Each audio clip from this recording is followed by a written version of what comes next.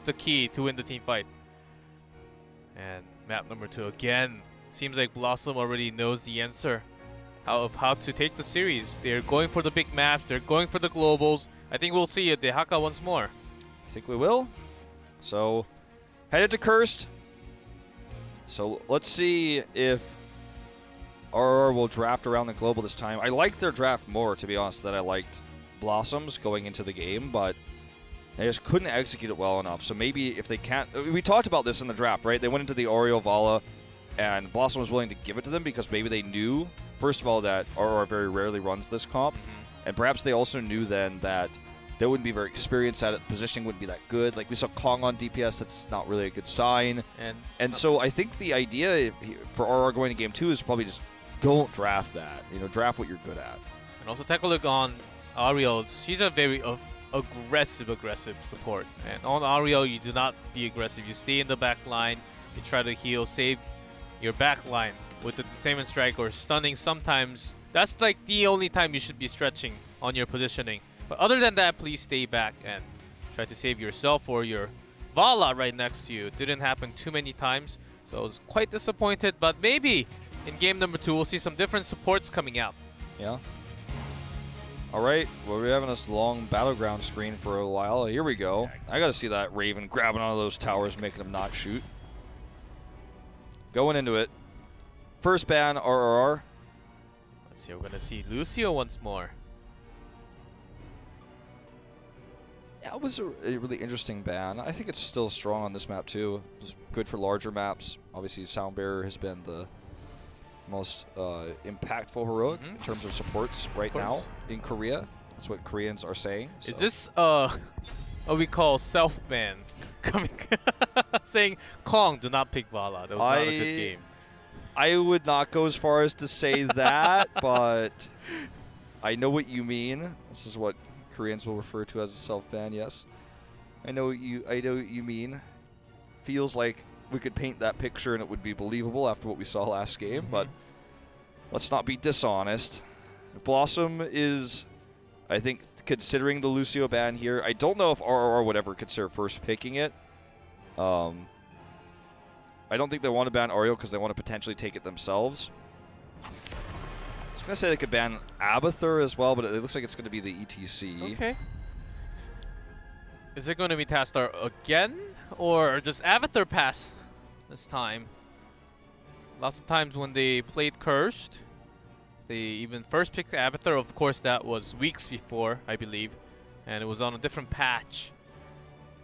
If they want to keep their same path, Tastar first pick seems to be the way to go. Still a very decent one. Of course, if you leave Ariel open and give it to BlossoM, maybe a bigger problem, so maybe you want to take it again. Take a look, all eyes on him. With Lucio open, will he lock it in? They want the Tassadar. The Tassadar is such a good pick for them too because HGC has such a limited hero pool that you just put her on a hero that she can play very well. Uther instead. What an odd one. They're locked in. Like, we almost never see Uther first picked anymore. He was once the safe pick, now he is the risky pick. It was mostly, and when I say mostly, like 99% Ariel over Uther when Ariel was open. Can we see the Ariel here? Like, I mean, it's open. They can grab Lunara. They could go Ariel Lunara. It's very strong rotation. They picked it in their match against Mighty in Dragonshire when they had this almost exact same situation in terms of draft. So something that they will run, and something that we do have to draw history from, but looks like they're not really decided about this one. I think this can be another, well, not yet, of course. We do not see any picks from BlossoM yet. Maybe another Zarya game along with Ariel. Okay, could be still. So this is what they did when this was the rotation last time on Dragonshire, as I referenced. That's why I was kind of leaning towards this one. I got to see that EGZ eye roll right there when she saw the Ariel lock in. She got the same expression about this too. She's like, eh. Sounds Looks fishy. We gave up Ariel, and there's a lot of damage as we can tell. And RRR banned Vala themselves. I think they have choked their own hero pool here. I mean, take away Zarya? I don't think you could. I mean, you might be able to ban the Zarya here, but I don't think you can assume it's a Zarya comp yet. They got the Haka, so they did get the global. We talked about that going into this map. Yes, sir. As being an important one. They have Greymane for the fast camp clears. And if they take Rhaegar, they're going to have really strong early game here on Cursed. See if they want that Rhaegar, if it's given to them.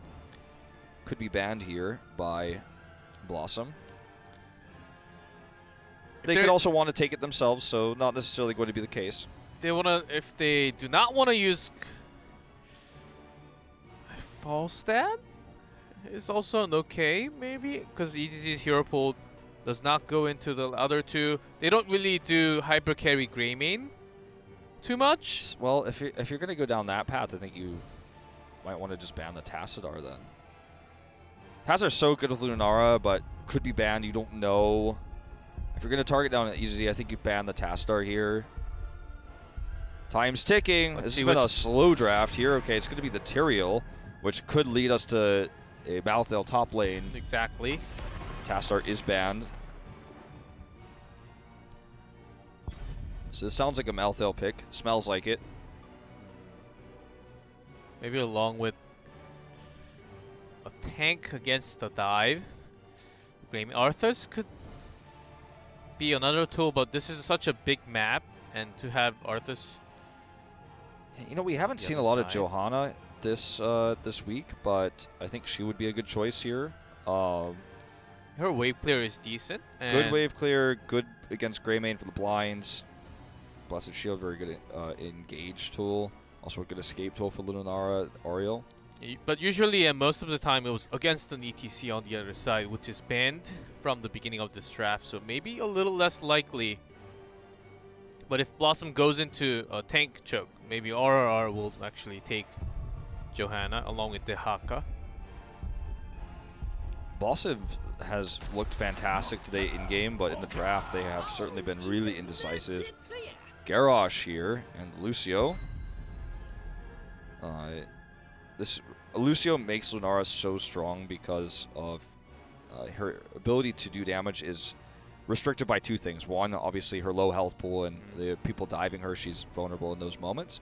And the other is her ability, like her lack of real heavy range, right? Because she needs to poke, and she doesn't have the fastest movement speed or anything like that. She's faster than most heroes, but you know what I'm saying. So Lucio makes it so that she could be doing consistent damage all the time and chase really well. Because she's not going to burst anybody, so she needs to be following that guy for a long time, and that's what Lucio helps empower. Yeah, also, Lara can chase by herself, but even with the speed boost, it will be a lot easier to target down whichever target she chooses to.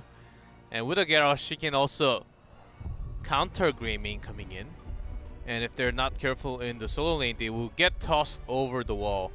And it did happen multiple times yesterday.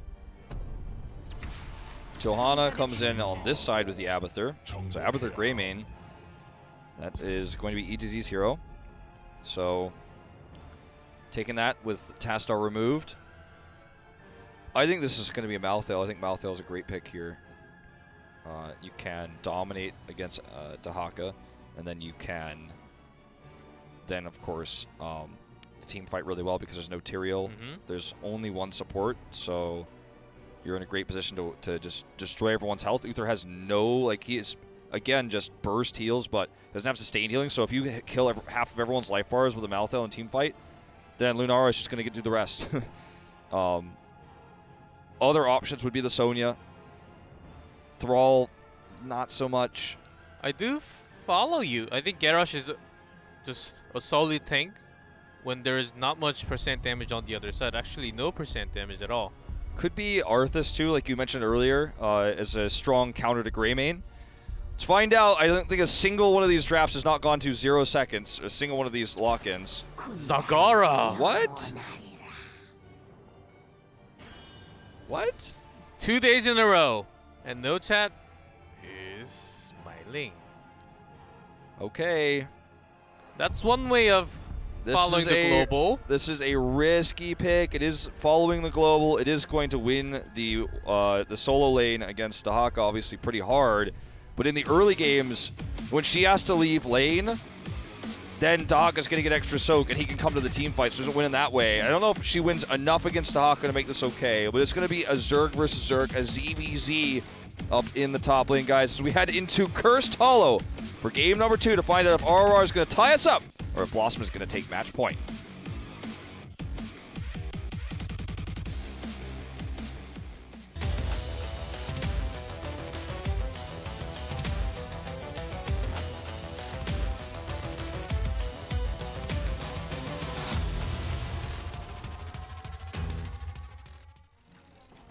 In blue, RRR, Oduk on Greymane, MSG on Dahaka, EDZ on Uther, Hong on Abathur, and Tekaluk on Johanna.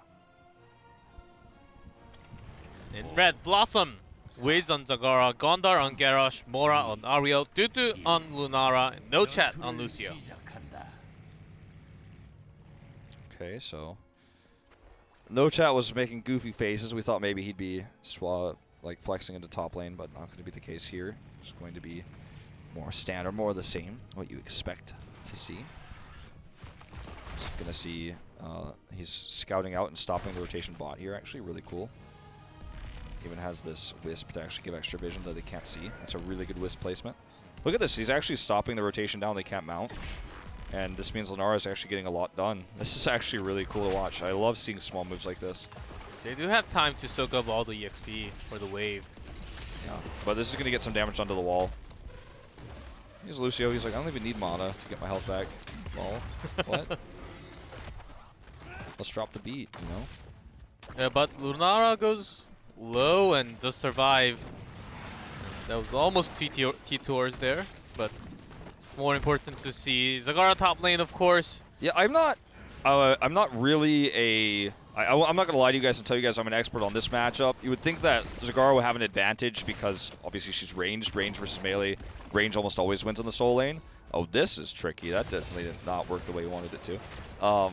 But if Wiz really dominates this, then I think that's how the Zagara pick is valuable. I think that's how it becomes really Kong may successful. be too close.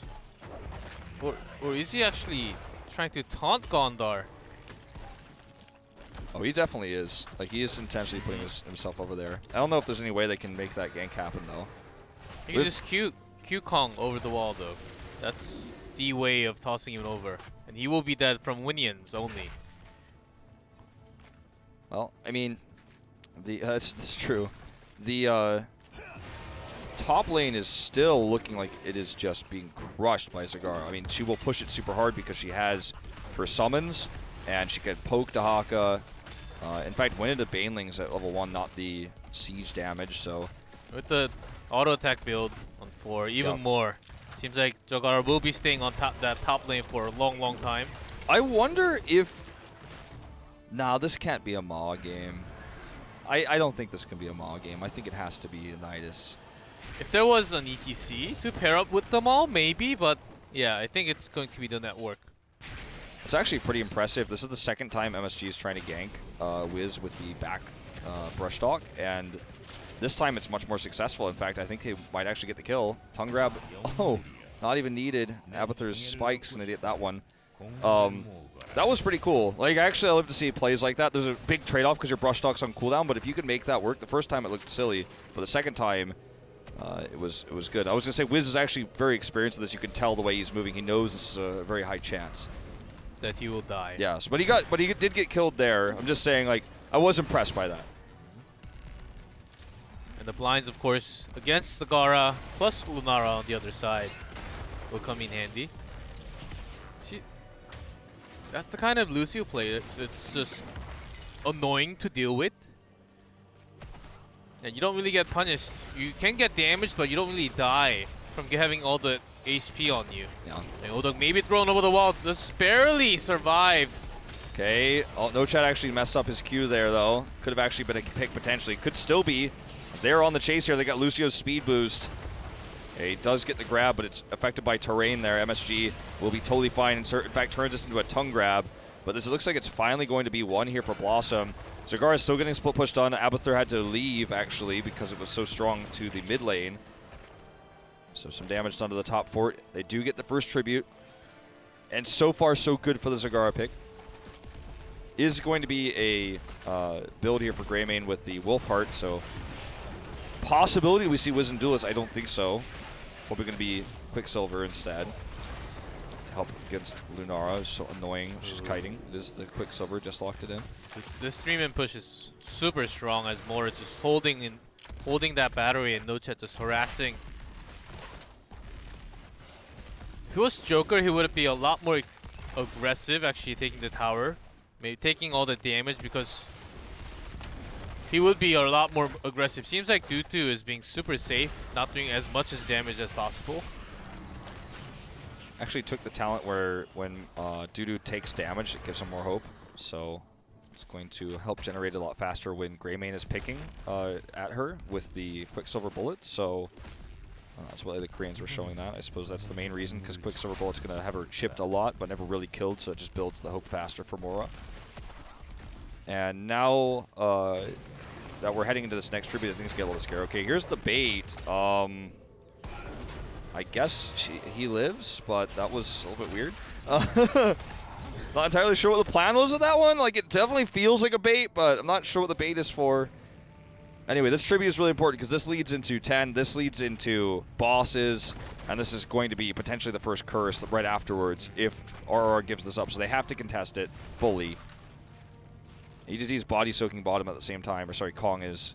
Keep thinking it's HGC on Abathur because that's normally how it is. Take a look at this pull, but you don't want to throw Joanna on your back line, of course.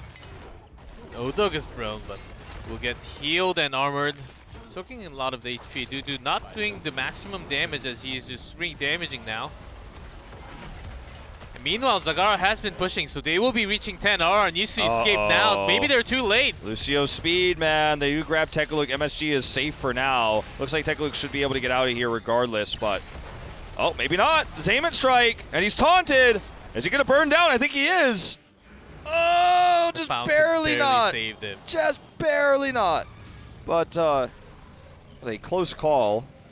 BlossoM still will get this tribute, will still go to Curse Point, will still be able to posture for boss. Looks like Zagara is heading over to start it. Nope, actually coming down. So what will they try to do with this advantage is the question. The camp network. We just started this already. The global rotation with the network will be real, especially because Aura does not have anything to dive in, really check onto all the networks that's happening on the other side. Even with a Dehaka, it may not be enough.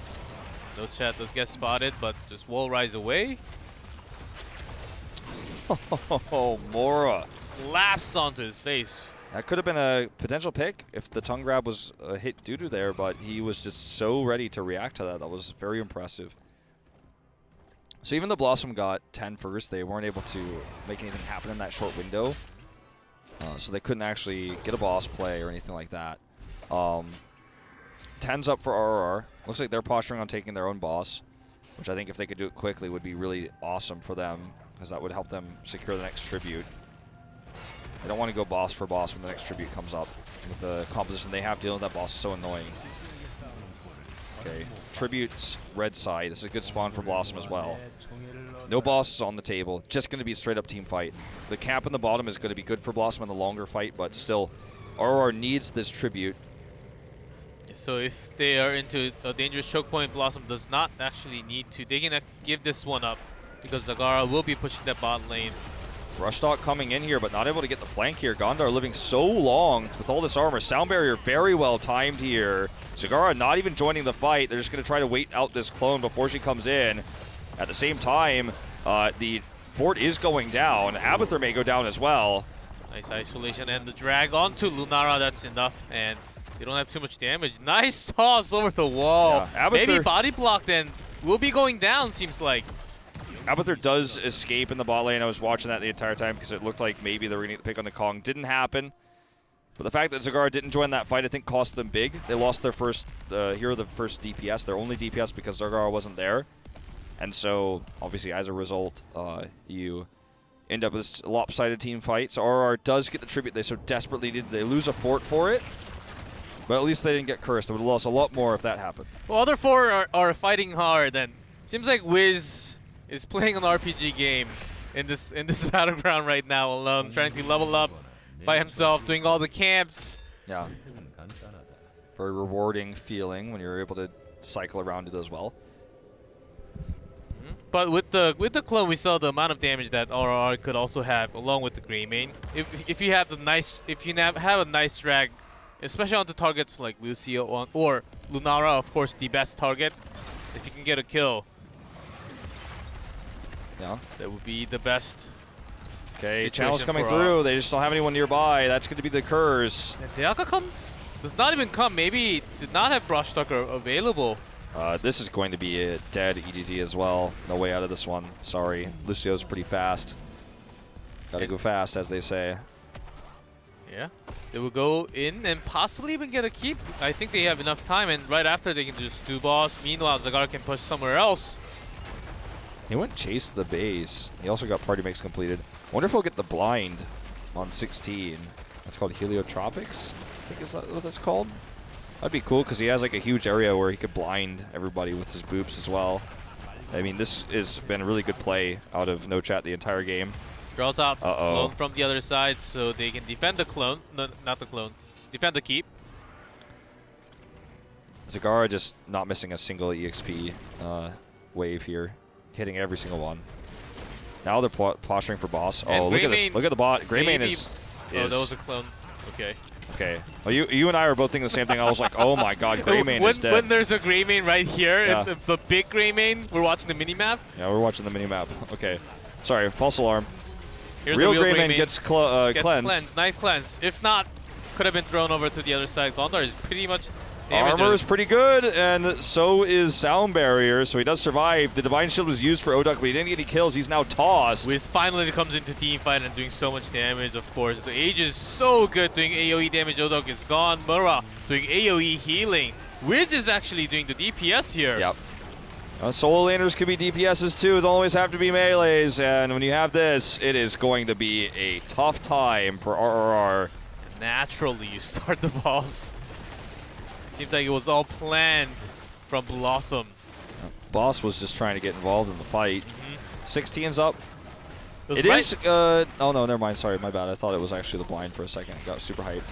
It was right after the clone, so there was lack of damage coming out from Greymane. It was not enough, and then Wiz.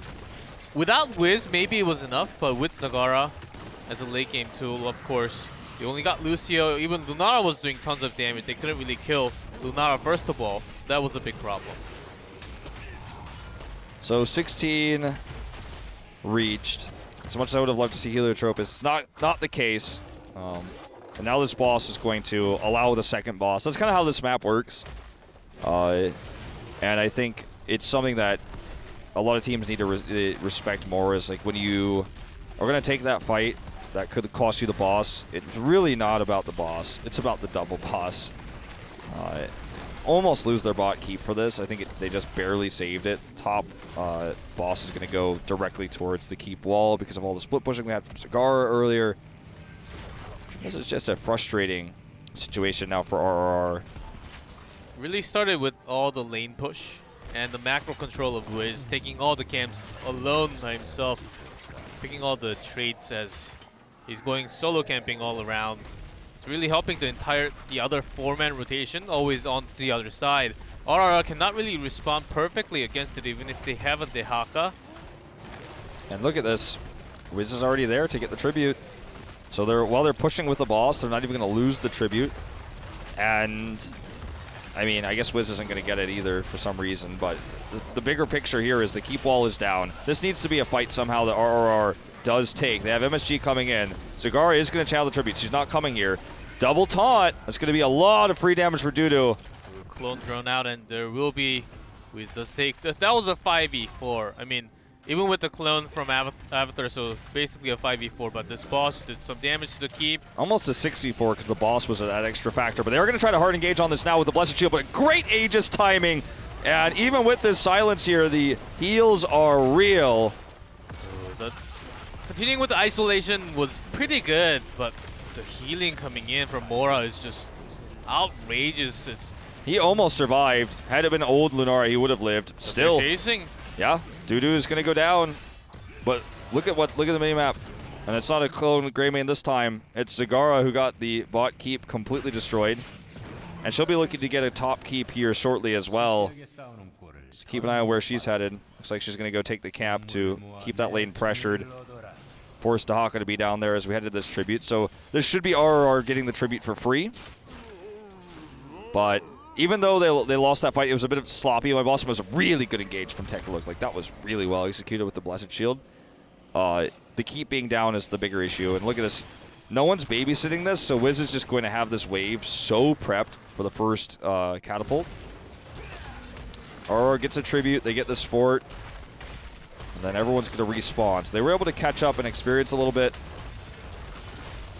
That's when you say. That's when you say, when you start to chat, Zagara, are you playing a team game or are you playing an RPG? Please join the team fight. Well, it seems like it's. Well, it costed them somewhat, but it's also working pretty well. I mean, that was in terms of macro. See, if anyone says that though in this game, I'm like, well, you just don't understand what Zagara is supposed to do in this meta. Like, Zagara is not supposed to be in that team fight. Even if she did come, she couldn't have saved anybody. That fight was lost because they stayed too long and Tekalook punished them hard. Zagara was still able to get the keep, so that's a huge win, right? So this is not a sure, it's a PvE Zagara that you're probably frustrated when you encounter in your Hero League games when things are not going well. But in this case, I think Zagara is doing her job exactly correctly.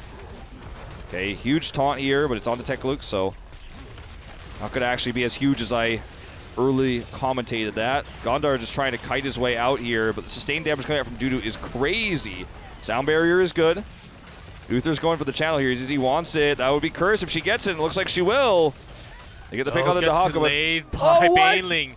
By a single Bailing coming out from Wiz. What a sick play. That is insane. And they're onto the chase. They have Lucio. Blessed Shield will not save them. Maybe they will lose all three. Okay, Divine Shield is used here. Will Oduk be able to get the kills? Doesn't look like it. And this might actually just be game here. Wiz is coming in for the flank. He had this Nidus. And Oduk is slowly dying here. Tekalook goes down as well. Wiz and Dudu are having a field day.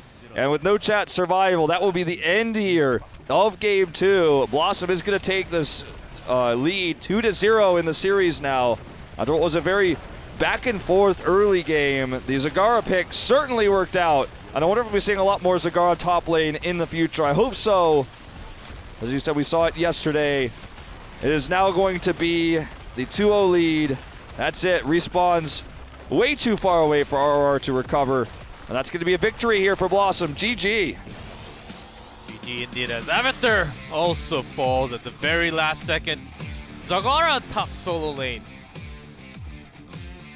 Not even in my dreams. Not all solo laners have to be deep or have to be tanks, I guess, G-Clef. Not expected that at all coming out, but Wiz made that perfect play. That sick Bailing deny. That was amazing. That was amazing. That's also from level 1 talent, actually having the longer range because of the talent, just enough to deny that tribute. That was awesome coming out from Wiz. Well, there's a little bit of distraught on the faces of the RRR players. You have to always be careful when you lose a game like this. Mentality-wise, you're like, oh, we lost to a Zagara. That's so frustrating.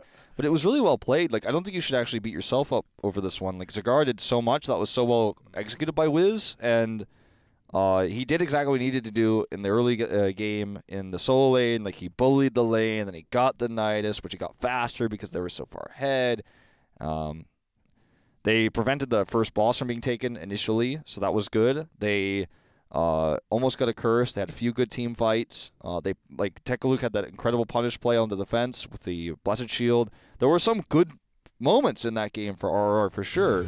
Yep, that was a pretty good one. And before Game 3, though, maybe the last one, but we will have a short break once more.